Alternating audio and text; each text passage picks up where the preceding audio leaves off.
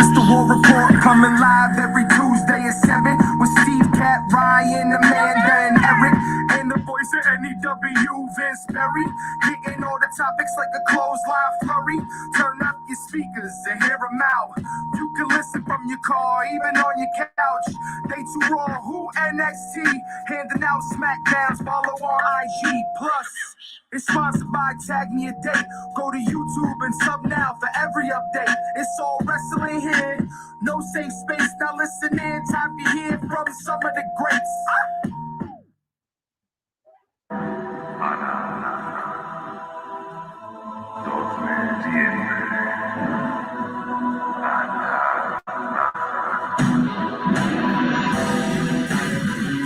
One of my favorite versions Mine too. of the many versions of his song was The Ministry. So I didn't want to come out with the traditional regular Undertaker, even though that would be just fine too, because at the end of the day, it's the fucking Undertaker. But how do we not start this week without acknowledging the main event of this year's Hall of Fame? Well-deserved end of an era. The bells do finally toll for The Undertaker. Welcome, everybody, to the War Report. Back, sorry about last week. Something very unexpected took place. I had to run to story for another time. But I'm back. We got a lot to cover. You got Vince, Eddie, myself, and Kat. And we have the Elimination Chamber. So, how's everybody doing? Good, man. I want you all to know, I did go back. Everyone's good? I did go back and listen to the rest of the show from last week. And I never got to say my nothing bad. I didn't get to say my piece. I jumped off before we touched on Cody Rhodes. And I got to say, you guys were saying some harsh shit about Rhodes. You know, at the end of the day, the odds that he is coming back to WWE are pretty much a dead-on balls accurate given. Right. But to this very moment, it is not confirmed. So we are a little jumping to, although this past week on Raw, they did drop a lot of fucking hidden hints. If you catch here and there, The Miz did something where he referred to dashing and some of, so I mean there were some clues and hints. So I mean, listen, the odds, yes, Cody's coming back. You know, I just want to say this, and it's so fucking bizarre, and this is where I agree with everybody. It's so bizarre that you left because you were just so upset with how you were being treated, and you said, fuck it, I have the guys, the money, and to go and start something new and fresh. And he does, along with Khan and the Bucks and Omega and Jericho, and the list goes on and on. You have something spectacular over there that is just getting better and better. And you leave. I can't imagine it's about money. I feel like with there's no fucking way Cody doesn't have money. So I'm not thinking it's money. Something had to have happened that hasn't come out yet. Yeah. Behind the scenes with Khan. I do think a lot of it had to do. I think a lot of it had to do with the fact that they took away his creative control, kind of, and like his involvement in that. I think that's a big part of it. And I think, you know, to Cody, that was kind of insulting. And I think it would even be that more so than the money. But why wouldn't I don't know. I feel like you don't walk away from this. Yeah. Right. But this is the weird thing, dude, because as soon as Meltzer said the lawyers got involved. So here's what happened. Cody had an option. Well, because he walked away with no stake in the company at all. Like nothing. Exactly. So Tony Khan had a talent contract option that he could pick up and just roll over for another year or two. Knowing that Cody wanted to leave, he could have still rolled it over. It was totally on the company. It wasn't on the talent. But knowing that Cody wanted to separate himself, Tony Khan did not exercise that option, and then they had to bring in attorneys to remove him as an executive vice president, which is such a weird thing to think that,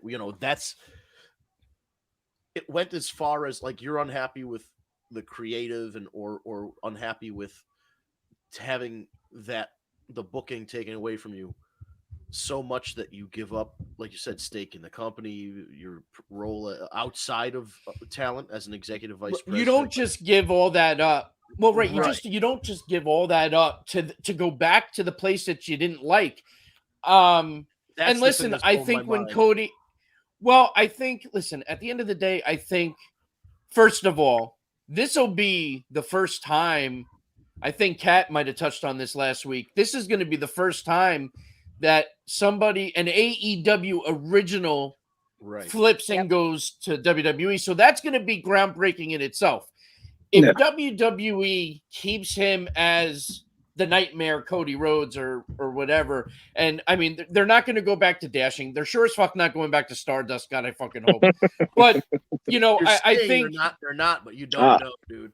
I think they're going to push Cody as a main event guy. He's going to be a big deal now because he was a main event guy with AEW, and it's going to be a big deal. Mm-hmm. However, I don't know how long that's going to last. And that then means what nothing to Vince happens McMahon. to Cody? No, and where does he fit in? Like, listen, there's going to be something in that fucking contract for sure. Cody's not stupid. You know what I mean? Contracts mean nothing in the WWE right now. Anyway, look how many people got fucking laid off in the last year that had contracts. They can just sever at any time. But they're not going to fucking bring him in to just release him in 6 months unless he does something fucking stupid. They're banking on they're banking on Cody Rhodes putting butts in the seats. That's why there's a push for this to happen before WrestleMania. I think it's going to backfire.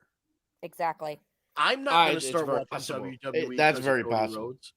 There's honestly nothing right now short of like Triple H coming. There's something about the idea, but there's something, Vince, I hear you, but there's something that will make me watch Raw. Like that's just not going to happen. No, but you may say to yourself, no, see, that's bullshit. I think when it's official, I think you're going to turn around and say, all right, I got to see what's going to happen when he comes out. You may not watch anything else, but you're going to want to fucking check it out just to see what happens because he is an AEW guy. I agree 100% now on he's that. back in WWE. Well, yeah, because it'll be interesting to see. I'm not going to listen. I'll watch the YouTube clip or whatever, but I'm not going to, especially after this past Saturday, that awful. Yeah, you're not waiting until 10:59 to see Cody Rhodes. All right, hold on. No, all right, hold on. Awful pay-per-view in a terrible country that should never even host any sporting event, let alone one of the largest live events in WWE. Like, and it's just, the whole thing is disgusting, and I've decided I'm all the way out on WWE as long as they're doing the Saudi Arabia shit. I just can't watch it, dude. Like, morally, I can't watch it. Like, something about it's just not right. Are you telling me you're not going to watch WrestleMania? Stupendous 2-night extravaganza. I fell asleep during the last 2 WrestleManias, so I mean, I'll probably turn it on. But you're not going to tune in to chat the return of Stone Cold Steve Austin. He's not back yet. Here's the thing: Cody's alleged. HBK's not here. Right? These are all alleged. They are all alleged. You know what I mean? Like Vince McMahon. Is that is that a rumor? Yeah. I posted that. That better be a lie. All right, hold on. Listen, we're jumping all over the place. Nothing like listen. Cody isn't going to make me watch WWE, and nothing they're booking right now is going to make me watch WWE. It's like just Austin for the record, will. We did a pick'em. I got, aside from the match that got thrown out because they cut it for time, I got a perfect score, having not watched WWE programming since like October. So that's amazing because I've been watching and I did fucking horrible. That's what I'm saying. Like, listen, I want to. We're jumping all over the fucking place, and I kind of want to dial it back for a second. I know, but and I'm gonna let you. Well, right, and we're gonna get to that. Right. We're gonna get to that. I want to start off with this first, and then we're gonna dive into the worst pay-per-view, as Vince says, ever. And we have to break it down, even though you're against it. But we're gonna talk about it. However, I did want to open with the biggest news, and I just, when you talk about the Undertaker, and this is why I opened, with what I did. The most amazing part of the Undertaker is that there can and will never be another one. Nobody else is going to be able to ever do what this man did for over 30 years and evolve the character and move it with the times, and then be able to go back to the old character and still win the crowd. Like there's not many guys that could ever do what this man did over his career. And if you never had the chance to even be there live, I mean, I got the honor of being a Undertaker, and it was every single time was like the first time. And there's just something about it. And I want to, a company has respect for you when, they always do the Hall of Fame package, right? I don't think I've ever seen one as long as the one that they did for this one. Paying Metallica for the Bell Tolls, which is the most fitting song, for the Undertaker to go, it gave me goosebumps to see the package. One thing WWE always does well are their packages. That was a home run. And I'm glad to see Undertaker. As sad as I am, I'm so glad to see, that he's finally going to go in. I wanted to kind of get that. Go ahead, guys. What do you want to say about the Undertaker? What's there not to say about just like, although I will say I'm really sick of the fans going like, well, why wasn't he inducted sooner? Why wasn't he inducted sooner? Because he didn't say yes yet. That's right. He the bottom feel line. like he was retired. Right. So personally, because I know, Vince, you and I have this joke every year, how long is it going to take the Undertaker to get to the ring? I'm kind of glad he's going into the Hall of Fame finally, but well-deserved. And for sure, every WrestleMania, whatever he gets in the ring, with the exception of Goldberg and Saudi Arabia, the man puts 110% into the match every single time and has records that will never be beaten. Right. The WrestleMania streak, they would have to literally start now and then wait another 20 years for somebody to have that kind of a streak. Right. You know what it is too, beyond the streak. This is a guy who, the guys that really make it and become legends in this crazy world of pro wrestling is living your gimmick. You know what I mean? Like Ric Flair lived his gimmick 24/7. The Undertaker, early on, before he ever became the American Badass, was always in character, always wearing black, wouldn't talk to people outside, wouldn't do interviews, wouldn't do autograph sessions. Like it was very rare that you would ever see the Undertaker at these things until much later on. And in fact, I know somebody, I remember the story. I don't remember who it was. It was a long time ago, but I remember there was a guy I used to work with, and he went to a wrestling show early on, like 90s. And he went to a bar afterwards, and the Undertaker was at the bar having a drink. And he had a black bandana, the black sunglasses, the black jeans, and the boots, and everything was just jet black. And he's sitting at the bar and he's sipping on a drink, and the guy went next to him and he's like, "Holy shit, it's the Undertaker. Can I, I'm such a big fan. Can I get a picture or autograph or whatever?" And he kind of looked at me and he goes, he straight up he was looking straight when I was talking to him. He just goes, "Oh my!" And he rolled his eyes back and he goes, "Never mind. That's all I need, sir. Thank you." And he ran off. He was fucking terrified. But like that was, he lived the character, and those are the guys that just go above and beyond in that respect. And not to mention, he was so well respected because he was a ring general and he was a locker room, he was the godfather of the locker room. I think that's how they actually referred to him in the package. Yeah. He was the godfather of the locker room. Nobody deserves him more. And let's not forget, this man debuted when we were all, well, most of us were still in elementary school. I was terrified. Exactly. I remember when the $1 Million Man had him as a mystery partner in the Survivor Series, and it was it was a different intro music because it wasn't as like, it was more, I don't know, more like a cappella almost than actual like. And I remember Brother Love came down with him, and I just remember hearing Piper, "Oh, look at this hem hog" or whatever, and he had the makeup under the eyes to make it really look like the guy was the Walking Dead. And I was like, holy shit, what the fuck is this guy? And just the way he moved, the mechanics, he was so robotic, but like he would like spring out of nowhere, and then he would just go back to being like, methodical and then the tombstone. I mean, at that time, the tombstone was like the fucking most amazing thing you've ever seen. The walking the top rope with the armbar. I used to call it the Undertaker arm thing. But like, all this great, like he would be down and then he just sat up. Like all that stuff, it just and he used to put the wrestlers in the body bags. It's just sad. Oh yeah. The body bags, the buried alive matches, the caskets lit on fire. And I mean, it was just so cool. He was like the one guy, like you're an adult or like you're a young adult, like the shit isn't real, and like, but he made you believe like he was a dead man. Like straight up, like you just, it was just awesome. Man. As we all got older, what? And then as the character progressed, he went from the old West Undertaker into that more gothic style, the Ministry kind of.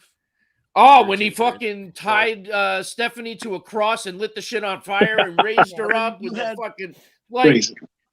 Well, Paul Bearer kidnapped Stone Cold and tried to embalm him, and all kinds. I mean, they had the camera guy got caught on fire, all kinds of crazy stuff, and like they had the original funeral parlor when Jake locked his hand in the coffin, and he took like how many fucking chair shots? I mean, the stuff this man did was like nothing we ever saw before. And like straight up, I'll admit this freely, I cried like crazy when he put Jimmy Snuka in a body bag at WrestleMania 7. I literally sat there fucking sobbing. Oh my god, no, not my Superfly. Let me pose a question to the group. I want to pose a question to the group. Yeah. Would the Undertaker early on, especially, right? Because that's the most crucial time for a new gimmick and character is the beginning, and how the wrestler actually pulls it off, and if the crowd gets behind it, right? Right. Do you think the Undertaker would have been what it was without Paul Bearer? No. You know what I mean? Like he didn't talk back then. No, he got the power from the urn. Right. Brother Love wasn't the solution. Paul Bearer really quickly. No. Really quick. Paul Bearer, I mean, the name, he was actually a pallbearer. And like just shit like that, like it was just, it made sense. And the squeaky voice and him being fat and in the suit and like, all grayed out looking like he's half fucking dead. Like it was just, Percy Pringlet was so fucking good, man. And you put all them together, but it was a package deal. I don't think the Undertaker would have been as amazing without Paul Bearer. And then when they did and everything else, and then you have the whole, this is when storytelling was great. And then you have the brother that got burnt in the fire, and that's how you debut Kane. And then they become the Brothers of Destruction and then fucking destroy the tag team world. It was just, nobody will ever be as amazing, and it sucks that we'll never be able to have another Undertaker because and there was a whole story there that lasted that long, Steve. It was the tale of the Undertaker. You can look at it and just track it, and it all makes sense. When he got injured or whatever, or he'd lose a big match and he needed to take time off, he'd come back with the character tweaked a little bit differently. The clothes would be different. Something would be different. He would make his debut as the American Badass, whatever. And then when he went, there was a point where he went away. They were teasing the Undertaker was coming back against Kane at WrestleMania, but they weren't teasing the American Badass. They were teasing the OG. And that match with Kane at WrestleMania was like, it gave a second life to the Undertaker because then he went back to the original Dead Man, and they were able to call him like, oh, he's the original Dead Man now, and he could. How amazing was it? Like, just to set the stage, the lights like fucking went out, and everyone's like, "Oh my god, he's gonna be the dead guy again." And then all you heard was Paul Bearer's voice just say, "Oh yes," with that squeaky voice. And then you heard the dong, and then you heard the dong, and then you heard the dong, and then you heard the Druids. And then the Undertaker came. It was just, when you talk about the goosebump moments in pro wrestling, those are them. I have had more goosebump moments with the Undertaker than any other character ever in the history of pro wrestling, and that's why he is probably the most deserving person so far to ever be involved in the Hall of Fame. Oh, And it absolutely. just sucks that it's finally here. You know, like it had to come eventually, and you know, and we'll still get to see him. He'll make appearances, I'm sure, but it won't ever be the same. It sucks. No, well, because once he knew he was winding down, he started doing these interviews with like Stone Cold and Joe Rogan and different places as Mark Calloway, not the Undertaker. Yeah. And then like all of a sudden he's on Instagram and he's like, you know, posting, I'm eating tacos with, you know, Michelle McCool, or he's like, follow my daughter on TikTok. We're gonna do a dance later. You know what I mean? Like, what the fuck, Mark? Like, what do we do? Like, as soon as he didn't need to be the character anymore, he is just himself. It's just so weird. Just after 30 years of the guy not doing a lot of interviews and all this, and he's just suddenly like, you know what? I don't think this vaccine's a great idea. You know what I mean? It's like, what? Wait, whoa. Did you guys actually see the cameo that he does? That I sent you guys in the group chat. The cameos that he charges $1,000 from Undertaker. That's funny shit. Is that what it's $1,000? Yeah. Yeah. When they're open, he only does like 10 at a time. That's my god, that's crazy. $1,000, and what is it, like 30 seconds? Yeah, 30 seconds to a minute. Yeah. Yeah. He did one for Brian Alvarez's grandma. Wow. And he was, happy birthday, Granny. 93 years. He does it in the Taker gimmick, and it's the person probably requests how they want it, as the dead guy or just like, you know, Mark Calloway. Well, there was one that he announced someone's engagement, but the guy's username that he chose, this is the guy, All Elite Scooby-Doo. And if you remember, he's the guy that used to wear a Scooby-Doo Halloween costume to the first, the first year of AEW. Mm-hmm. So there's a video out there of fucking the Undertaker, smoke, purple lights, whatever. He's wearing the hat, and he goes, All Elite Scooby-Doo. Congratulations on your engagement. And I'm just like, that was $1,000. $1,000. Wow. Yeah, but the guy's, you know, it's amazing. He's had a hell of a career. You know, it would be okay if he showed up and chokeslam someone every now and again. Hi, Tara. No, you don't worry about being late. That's the beauty of the internet. You can rewind and listen to the rest of it later when you need to. So well-deserved Hall of Fame. I don't know. Yeah. They made any other announcements this year as to who's going in? No, as of right now, all we know is Undertaker, and quite frankly, they don't need to induct anyone else as far as I'm concerned. They might just do the Undertaker. They won't. They're going to do a whole thing, but it should just be the Undertaker. He's in a class of his own. Every year when they add 5 or 10 people, it really waters it down. Like it really should just be a hand. Like it should be like 2 or 3 people to make it a little more. Like, I mean, Drew Carey is in there. Tori Wilson. I mean, God bless Tori Wilson, but like, was she a Hall of Famer? No, not even close.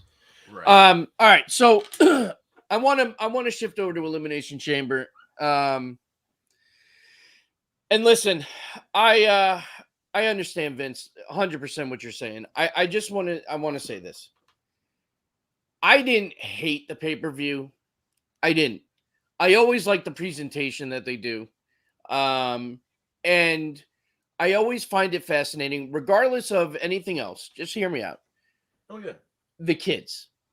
You know, when you see all these kids in the crowd that have nothing to do with anything, and that they're holding up the one sign, and they're chanting Seth Rollins music, and they're getting all into it, and they're just, you know, it's just mind-blowing to know that across the world, you know, WWE's touching everybody. And, and then the overwhelming response for Lita that nobody expected, things like that. Yeah. Like those kind of things go a long way. It's not those kids' fault, and that's how you have to look at it. And when they're scanning the crowd, I'm seeing more kids than anything, So in that respect, I'm good with it from that perspective.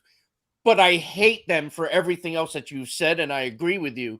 But we're at a place now where the shows are going to happen. It's probably going to be twice a year. Quite frankly, some of those shows have been better than the ones that we're getting, which is unfortunate, but it happens to be true. I did Isn't not it love kind of an insult, though. Like you have to wait. it The very Saudi much. government has to pay them $100 million for them to put on a good show. Just put on a good show here for right.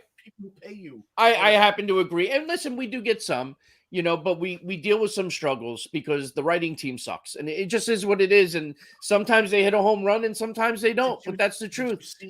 Did you see today? A writer went on Twitter and said FTR, when they were the Revival, would make fun of his, like the guy wrote a promo for them and they didn't like it, so they made fun of him to his face and all this stuff. And he's like, "Oh, they made my life hell on earth." I'm like, buddy, you're a writer on a wrestling show. First of all, you should have thicker skin. Second of all, you shouldn't even have a job. Like you shouldn't even there's no need for a television writer on the WWE program. If these guys don't know the character that the character is them turned up a notch. That's exactly the whole thing. Well, the ones that work anyway. But so here's my thing with the Chamber, and then I'll give it to you guys. I didn't think it was great. The last one that they had prior to this one, we talked about, it was one of the best pay-per-views we've had in a very long time. So it is hit or miss. I do think there were some great parts of this pay-per-view. I don't like the fact that they apparently ran out of time and had to fucking not do the Usos and the Viking Raiders. Imagine flying all the way over to a foreign country. You know what I'm saying? Like, that's fucking ridiculous. And I feel bad for those guys because that's not right. So they fucked that up. They started with Goldberg Roman.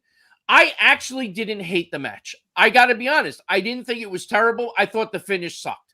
I couldn't believe that they finished it with Roman choking out Goldberg. Like the other thing is Goldberg grabbed the rope. Had both his hands on the ropes and nobody broke That's it. a rope break. You know what? I didn't even catch it. I didn't even see it. Both hands are on the rope or in the corner when he had him in the corner on the guillotine. But there's no DQ in a title match. So since when? He doesn't. In a title match, it was just a regular old title match. It was a regular old title match. So just call it. You still break the. I have to go back and see it now. If he has both hands on either side of the ropes trying to hold up his own balance, Goldberg lost his stamina or balance, and he's in the corner and he's holding on to both sides of the ropes, and the ref pretended not to see it. I don't know how I missed it. That he got pulled away from the ropes, so he lost his grip. I don't know. The whole thing was, as you say, Steve, it was fugazi. It's the curse of WWE. It was fine up until the finish. Well, right, and it sucks because that's been a commonality with every show. It's like, you know what? It wasn't a bad show, but some of the finishes were shit. Choking out Goldberg, I don't know that was the right decision. I don't think that doesn't make Goldberg look any less weak by just passing out. So I don't know. And if that's the last match we're getting with him, I don't know. I'm glad that Roman won. I kind of was rooting for that because I don't think Goldberg should be a champion. So I was glad to see that. So that was that. Then you move on to it was the women's chamber first, right? That was that was the next match. Yep. So they did the women's chamber. I didn't think it was great. I didn't think it was bad. I was happy to see Alexa Bliss back. I liked the swing in the thing. I thought that was okay. I thought some of the spots were good. Bianca winning, I kind of expected because I think everything's going to come full circle now, and I think Bianca's going to leave as champion at Mania. That's an early prediction, but we'll see. Right. So I didn't hate it. I thought it was okay. I didn't think it was anything amazing, but I thought it was okay, and I liked how much more women's stuff we got. I mean, that does show some advancement over there too. I mean, they were even pointing out that this is the first time ever that women were on the billboards all across everywhere. So I mean, that's little And they steps. weren't wrestling in t-shirts and a pair of pants either. Well, but they were actually fully covered. but they Bodysuits, had yeah. gear this time. They did, but they were fully That's a covered, huge- which is right, fine. But that's a huge step. Liv Morgan looking like Britney Spears and Oops, I Did It Again. She looked great. She looked absolutely great. So I mean, it was okay. I didn't think it was anything crazy. Becky Lynch Lita, I thought was a fantastic match. That match I enjoyed. There were some spots that were kind of slow and like, but listen, this is Lita's first real big match back so I thought it was very good. I enjoyed it, but again, I wasn't thrilled with the finish. Like I don't see how you have Lita hit all her spots. She hits the twist of fate, then she hits the moonsault. Becky Lynch gets out before 3 count, and then another rock bottom out of nowhere, and that's what took out Lita. I thought that was kind of shit, but I did like how they gave her the curtain call afterwards. I thought that was cool, and I think we're going to get more of Lita. I don't think this was a one-off with her, in my opinion. I think we're going to see more of her. I could be wrong, but I think she showed that she can still kind of put on a good match. And botch moment in that too. What was that? I said, and Becky's botch moment in that when she tripped over her own feet in midair. I didn't You see didn't that either. Okay, I must have. So when Becky did the roll up on Lita and she grabbed the rope, she stood up and fell on her ass. Lita did not kick her. She literally fell. And then Lita pretended that she kicked her to make sure that she fell. Like Becky Lynch literally tripped over her own feet right after the roll up as she was holding onto the rope. I'm gonna have to go back. I'm gonna have to go back because there's a few things apparently I missed. But and Tara, I'm with you. I was rooting for Lita. I thought maybe they would let Lita win and then have a rematch at Mania or something. But she said in an interview that she didn't have any other plans with WWE past Elimination Chamber. So that doesn't. I know it doesn't. True, but in wrestling, she could say that, and next week she'll appear. Hey, listen, maybe it was a one-off. That's fine too. I mean, it was great to see her. He was never going to be in the WWE again. Hello. Yeah. Well, right. So we'll see. But I thought that was a great match. The Rousey, Naomi, Charlotte Flair, Sonya Deville hand behind the back thing, I thought was fucking retarded. I didn't enjoy it. I mean, I knew Ronda and they had to win. Right. They had to win, Naomi. I mean, it was what it was. I mean, yeah, it's impressive that Ronda's able to do stuff like what she did with one arm behind her back. But I mean, overall, and it was good to see Naomi finally get her hands on Sonya Deville. But I would have been okay substituting that match and having the Viking Raiders and the Usos because that would have been an outstanding match. But the Ronda Rousey moment that she was actually wrestling in her gi from the Olympics was way cool. See, a lot of people made like a big hoopla about that. I don't know. To me, okay, I don't know. I wasn't overly. Is that wrong? I just wasn't overly impressed by that. Well, a U.S. female Olympian wrestling in Saudi Arabia in her Olympic gi. Yeah, that is a big deal. All right. Well, I guess when you put it that way, that's true. But I liked, and I know she's doing the Roddy Piper tribute with her regular wrestling gear. I wouldn't mind her. Right. I wouldn't mind her wearing the gi either because I mean that's who she is. She is a professional martial artist, and it would make a hell of a lot of sense for her to wear that while she's competing. And I think it would add, I don't want to say legitimacy because she's already very legitimate, but there's something about seeing an Olympian compete in their gi that might make it feel like that. Oh, she's not wearing her usual stuff. She's wearing her I'm going to whoop ass outfit. Yeah. You know what I mean? Maybe that wasn't the best match for her to wear it, but the fact that she wore Well, I think she didn't want to wear that bodysuit, so I think the gi was smart. I think that, I did Taekwondo, so I know, you move around fine in them. There's a whole reason you wear them in martial arts. It's very easy to move around. So smart move to put it on. And I mean, the girls, they got a good reaction. Ronda really put over Naomi on Instagram. So, which is cool. I saw that. I'm glad she did that because Naomi's another one. I mean, I can say that about the whole women's division. Just another one that feels lost in the shuffle. And I mean, listen, she was really hot a couple years ago, like in Orlando, that WrestleMania in Orlando. Oh my God, yeah. what bothers me about Naomi, because she's so talented, she really is, and she's one of the few that can really wrestle and pull off some good matches, and make them look good. You know, she's all around. She can cut a promo. I just she's an easy fix, and I just don't know why they're not pulling the trigger. But the most common sense move is to put her in the bloodline. They need a woman in there. Yes. And she's the family. So why not put her in there? I don't know what the hesitation is. Yes, you'd probably have to stop the whole Glow deal, but I don't know. To me, that might be worth it. But What do if you guys? she's the heel now, who are you going to put her against if she's in the bloodline? Other heel women. Who's the other big heel? I mean, she's not the only. But you'd have to put her then with a face. So what Yeah, you want her? Who's she feuding against? Like when She's feuding with Sonya Deville right now. Whoop-de freaking do. Well, right, but But- that's going to But I end mean, soon. So theoretically, if she got moved into the bloodline, who does she feud against? Yeah. listen, she doesn't have to feud with anyone right away either. She'll just be, with them and like almost like a manager role, but she'll still get her hands dirty. And then eventually somebody will get pissed off that she's constantly interfering and it'll start something.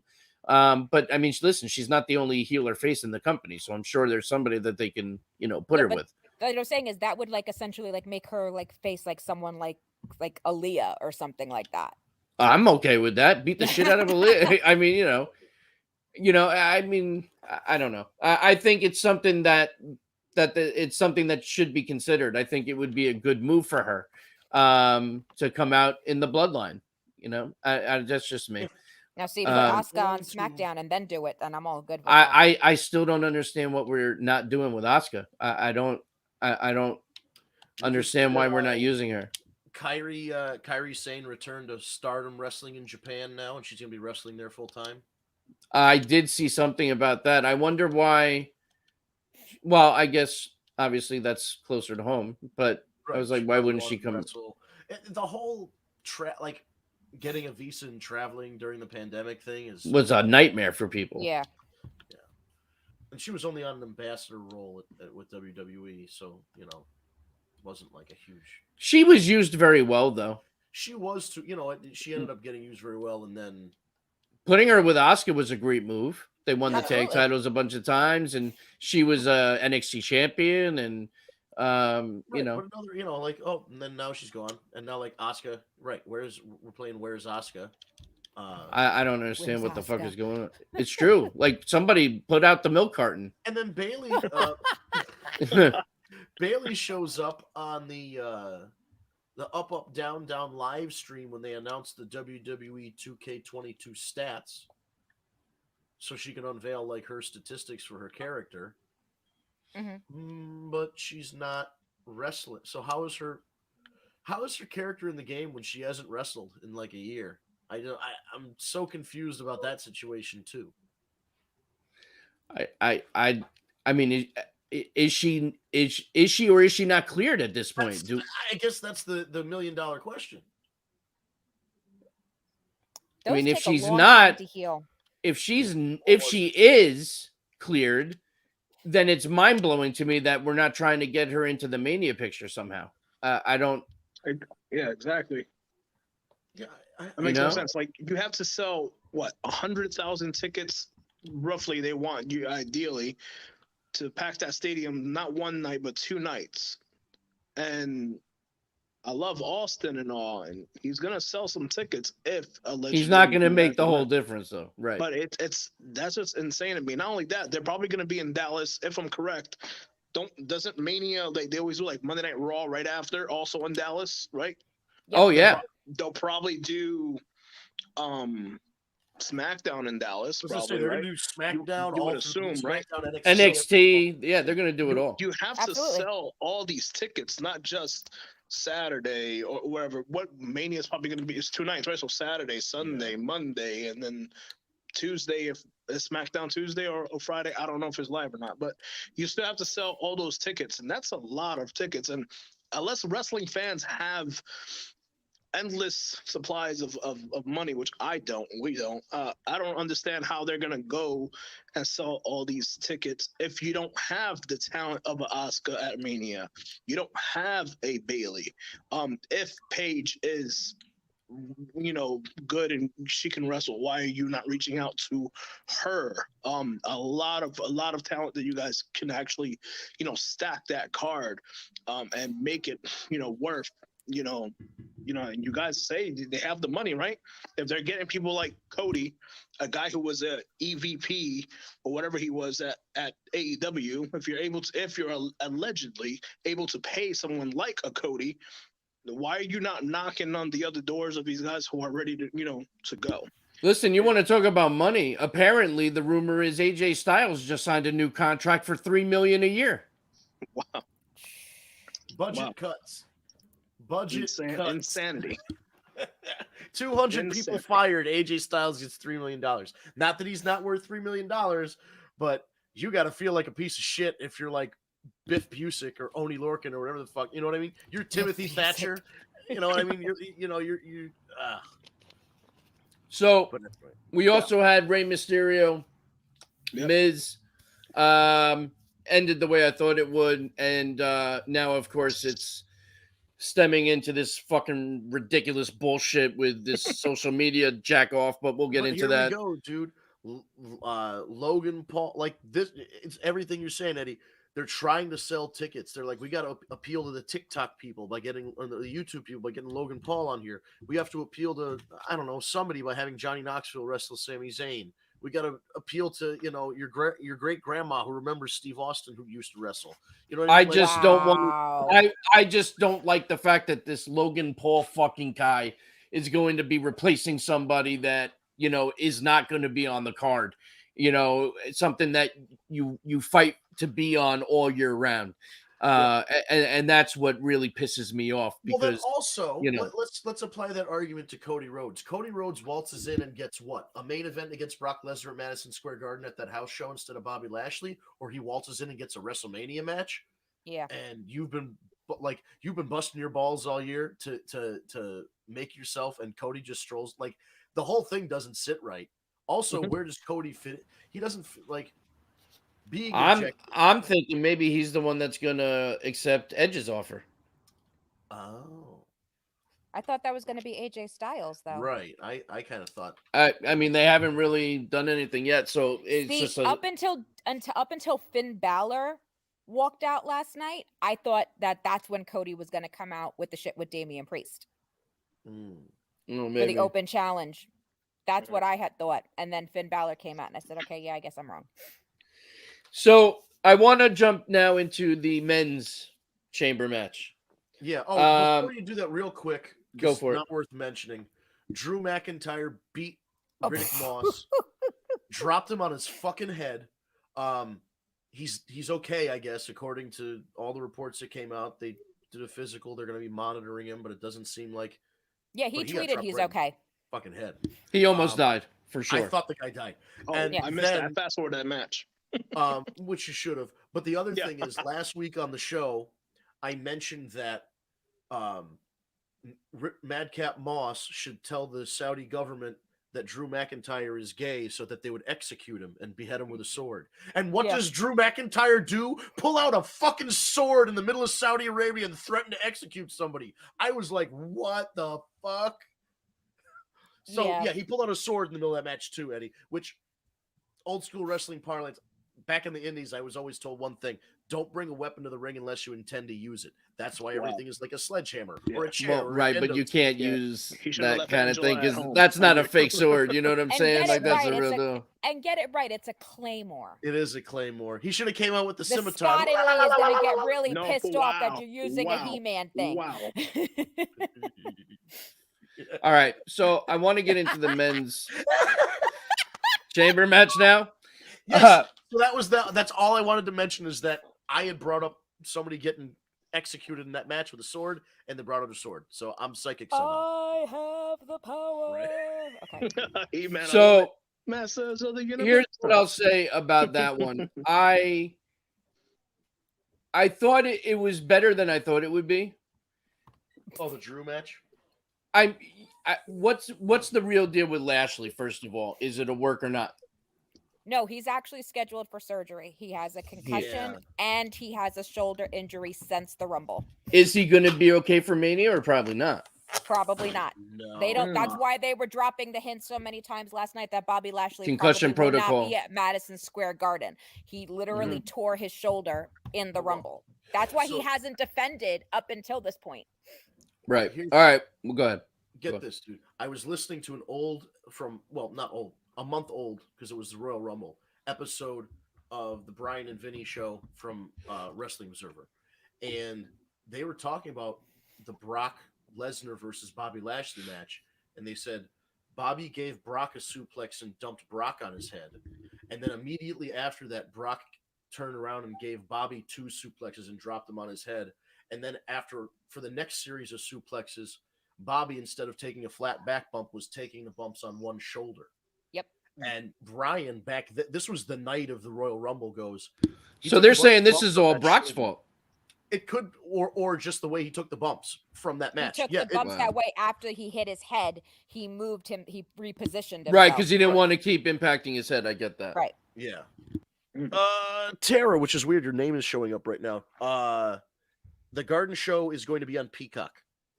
That MSG show with Brock defending supposedly against Bobby, but it's not going to be Bobby. It'll be. Wait, that Road to WrestleMania is going to be on Peacock? Yes, that MSG show from I believe is going to be on Peacock. I didn't hear that. No. Which is pretty cool. They don't usually do shit like that, so that's Look at Eddie. He just turned into Ace Ventura. But they're remember they would do that Road to WrestleMania roadblock. They did that with it was Triple H defending against Dean Ambrose, and looked like they were gonna do a title change and have Ambrose go against Reigns the last time they were in Dallas. I vaguely remember that. Yeah. I don't. This is gonna be like a Saturday night. I thought I had read that it was streaming on Peacock. If it's not streaming on Peacock, I'm sorry, I got everybody all excited. But that's what I thought I read. I can. Well, do the spoilers if not, it'll probably be on. Yes, yeah, on YouTube. I can do the spoilers. I have a friend that's going, so I can just tell her to send me everything all night. No fucking spoilers. So on a Saturday night, really? Yeah, no spoilers. So what do we have better to do? No spoilers. So here's I didn't hate the men's chamber match. I thought there were some really good spots. Brock winning, I mean, anyone that didn't think Brock was winning, I mean, everything was looking like they were going to do this champion versus champion, title for title. It sounds like it's going to be unification, which is great. Winner takes all. Right. So isn't that unifying the title? No, they're not unifying the title. You're going to be two belts. It's a Becky 2 belt for the men. It's going to be Brocky 2 belts, baby. Yeah, Brocky 2 belts. Well, we'll see. But what was that? I did enjoy it. I think. Oh, he's saying Roman. Sorry, Eddie. Brock. I thought you were doing the Roman Reigns thing, the old jerking off my hand thing. Brock breaking out of the pod, which was not in the script, apparently, was awesome. I love that. Everything about Brock in that match was great. He was just a caged fucking animal. He destroyed everybody, and he pinned every single person in the match with an F5. Yeah. Right, which is how, honestly, like that's how it should have been booked. There's a lot of people that said, "Oh, it was bullshit. It just only helped Brock." Well, listen, it's the road to WrestleMania, and it should only help Brock at this point. He's the guy. He's a fucking animal, and you just locked him in a cage. And Austin Theory taking the F5 off the top of the pod was great. Insane. I mean, lay out on that bump though. He took that bump standing up. Come on. Yeah, it was a little weak looking at the end, but just the whole fact that he did it. Oh, that he did that. And even like the whole thing, like him running and saying, "Oh my god," and like it was just Brock, no. Here's and then Brock did a great job selling the low blow, and it was very well done. Here's one thing I want to point out too, and then I'll give it to you guys. I think one of the reasons why we're loving this Brock run more than any other, he looks like he's having more fun than ever before. He's interacting with the fans more. After the match, he's taking selfies and making faces, and he's having little kids touch the belt, and he's like pandering to the crowd. Like, this is a different face Brock than we've ever had. You know, we've had face Brock before, but it just, you could just tell he's smiling more. He's laughing more. It just seems like he's having more fun, which is coming out, and it's just making it awesome to watch. So I actually enjoyed that match. I thought it was one of the better matches on the card. But it was just Definitely one of agree those with that. things. But why? Like, we went through this whole Royal Rumble situation with Brock losing the title and then winning the Rumble and then entering himself in the elimination. Like, it's a That lot of was only rigmarole. done. Like, It is, but that was solely done to break Heyman away from Lesnar. I mean, that's, you know. And not only that, if this Bobby Lashley injury is as severe as it's appearing, they kind of had to do this mix in Call this an audible, elimination yeah. chamber like that, because there's Right. no guarantee Bobby's doing anything at right, this but point. what if you have Seth win and then Seth goes against Kevin Owens? You know what I mean? Seth. For the Well, title, I think you know what I mean? think they're I think they have a couple different scenarios lined up for Owens, because I think they're really hoping that this thing with Austin actually happens. So They're hedging their bets because they're still kind of teasing him and Seth are going to have some kind of falling out. Well, after It's my last night, best they were friend saying and that they all were that. going to go for a run at the tag team titles. Well, yeah, and that's my best. You know, how many times has Kevin Owens said somebody's his best friggin' friend? We had a whole festival about it. He turned on him. So you never know. that's true. Touche. I stand So corrected on that. I don't know. It's going to be interesting to see. There's a lot of different directions it can go. I mean, listen, WrestleMania is starting to shape up, ladies The and gentlemen, clock's and ticking, though. but you know what though? It's not shaping up to be that bad right now. It's starting to take form, and some things I'm starting to get behind. So we'll have to see. Probably could have had a nice one night WrestleMania. I really am not happy with this whole 2-night bullshit. It I should don't. still be Sunday, and start it at 4:00 if you want. And if But you don't want it to be an 8-hour show, it doesn't have to be an 8-hour show. WrestleMania was at one time 4 the hours. best- right? And it was the most important matches. Right. It wasn't throwaway. It ended stories. It was the end of. of the year. It ended everything, so we started fresh the next night on Raw, and that doesn't always happen now, which is also bothersome. But No, because then we get the Shinsuke AJ finish in New Orleans. It made me sick to my stomach. oh please,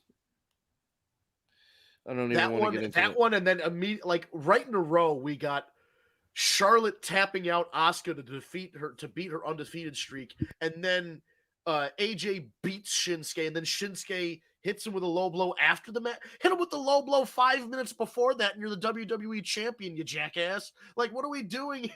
Like the whole thing, and I love that. First of all, that's a great WrestleMania. I was there live; it was a lot of fun. But those two finishes were just like doo doo.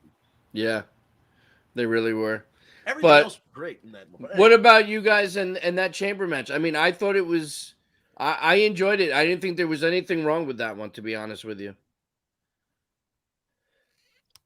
No, yeah, like I said, you touched on it. The match itself was good. Brock was a beast. He did what he had to do. Like I said, the only thing that I don't agree with is Vince saying Brock would be Brock 2 belts. You have to acknowledge him. 540 days and counting, our tribal chief. The reason why we are here today, and I got a spoiler for you. This is not a prediction, it's a spoiler. Our tribal chief will be victorious at Mania. Take all the gold. If he does win, does he have to buy a second table? How does this work? He might. I gotta be the other belt. I gotta be honest with you. I'm starting to feel like it's a strong possibility that Roman actually gets over at Mania. Oh yeah, no, I mean, I really think this thing with The Rock is going to be happening sooner than later, and I think they're going to keep the belt on Roman. That's my gut feeling right now. And I think the only way they're going to get the title off of him would be a surprise, like a Money in the Bank kind of screw job deal, and then he gets it right back at like the next pay-per-view. Like if they feel like it's lulling and getting less interesting, they can do a quick switch like that and then get the title back to him before they need it. So I mean, the other thing I think is they're just going to leave the title on the guy for another year. I mean, what are they? Yeah.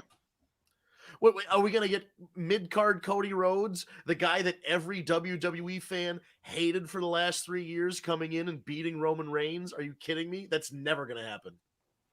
I don't know, man. We're gonna have to see how that whole Cody Rhodes thing plays out. It's gonna be very interesting to see. Bro. And everything I'm hearing, because this was brought up last week too by someone I don't remember, but I am hearing that this deal did not include Brandy. This is just Cody. But there's always potential of Brandy to come in later on. But right now it's just a deal for Cody, which makes sense because she's probably going to be home with the baby. I also heard Kat was mentioning stuff about not seeing the kid and this and that. Listen, they have the bus. There's no way in hell, I think for 1 second, that they wouldn't be traveling at all times on the bus with the baby.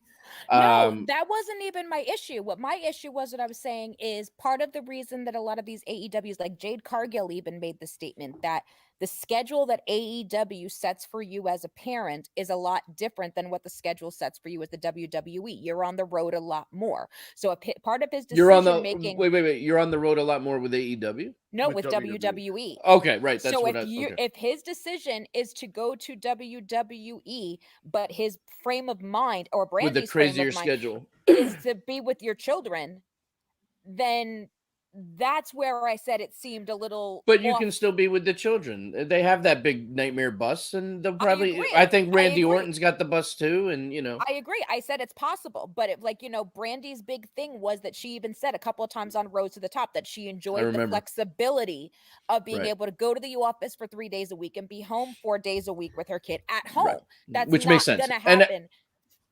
Well, no, and that makes complete sense, and I think that's probably why Brandy probably wasn't even trying to jump in on the deal right now. If she's excluded from the contract, then that makes all the sense in the world. Right.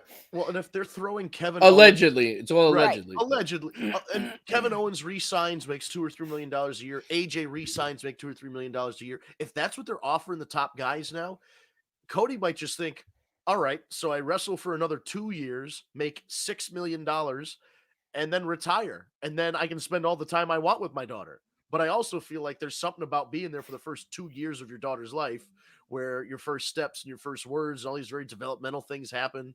And he's even talked about like how his dad wasn't around as much because his dad was making his big run. This whole thing is just so weird. It just seems like all of the things, this even seems like Cody is reflecting Dusty's history when things went bad between Dusty and WCW and they took the book away from him. And then all of a sudden he's out there with Sapphire and polka dots in the WWF. Oh, God. But that was, it's so weird how similar this situation is where it's history repeating itself with the same family. So listen, until I see him walk out on either show, I don't know what the fuck's happening. He just needs to put boots on the ground somewhere, and then I'll know for sure. As of right now, I don't know if he's with WWE. I don't know if he's with AEW. I don't know if he's with EC3 and Braun Strowman doing the control your narrative thing. Who knows? Oh my God. Or is he's gonna get stuck in the void with Miro? Right. Yeah, Miro was in the void from the Matrix. And then he's been there for like the last 6 months. I don't know. Can we address one more thing? Can we address one more thing before we sign off or whatever? Just one more thing. As a parent, I have said this several times in the chat, and I will say it again. If your kid knows the difference between kayfabe and reality, yes, I would let my kid get Flip the Bird by MJF. Sorry. Oh, are people complaining because those okay, so just to back up real quick, there's a video on YouTube and social media and everything where a young girl who's like 8, 6, 11. something. She's 11. She's well past. All right. She's 11 years old. She's going back and forth with MJF and autograph signing. MJF saying stuff to her. He's flipping her off. She's giving it back to him. Like it's fine. It's fine. And then people are getting all Karened up about it. And I just don't... well, see, the issue is because he goes, do you know your dad made a horrible mistake 11 years ago? If he spent $10 for a condom, he'd be a much happier dad right now. It was awesome. I'm sorry. That is fucking hilarious. And if they did that to Autumn, I'd be peeing in my pants if it happened to her too. And she would be okay with it. They know the difference. She's also taller than MJF. I think This she could is take true. This is true, but it's a rib. it. Right. It's not. It's right, not like it's- I took my 6-year-old to it. Yeah. So yeah, people just get weird about this shit because they. I got so much flack on two threads yesterday because Oh, I You about was to get, laughing and they go, "Aren't you You're a about to go parent?" to Facebook prison again. Yeah. I know, right? You're gonna get Like, locked aren't up you a again. parent? Yeah. Oh God, I don't give a shit if I get locked up again. Fuck them. I was like, but what's the big deal? I don't No, understand. there The was dad's no. standing right there. Get the fuck There's no over it. controversy. It's just people. You can anonymously complain on the internet, and you don't have to be level-headed about it. You can go, "This is the." You can't just go, "I think that's bad." You can go, "This is the worst parent in the world." Yeah. Sure. Some parent just sold their child into slavery to work for Nike, but Wow. that guy's the you know what I mean? Like, come on Yeah. now. So It's all right. Like I said, he had the best response back though today. Though he goes, "If I wanted to hear from assholes like you, I'd fart." It was the best answer MJF could have fucking given. I'll keep that one in mind. That's I- going in the old back pocket. Yeah, I liked that one. Yeah. that's pretty good. Steve, And we on gotta that wrap it note, up, right? it's top of the hour. On the brown note. On the brown note. Ooh. All right, guys. Well, this was another fun one. Another episode of the War Report. Set up and knocked down. Thank you guys for joining us. Of course, if you want to follow us on social media, it's at Tag Me A Date. Yeah, that's all one word, at Tag Me A Date. No spaces, no underscores. We go live 6 p.m. on Eastern Time, Tuesday nights. We stream live on Facebook, YouTube, Twitch, and Twitter /Periscope. Most of our information is if you search for Tag Me A Date on any of those platforms, you're going to find it. On Twitch, it's twitch.tv/War Report, all one word. On YouTube, you go in the search bar, it's Tag Me A Date.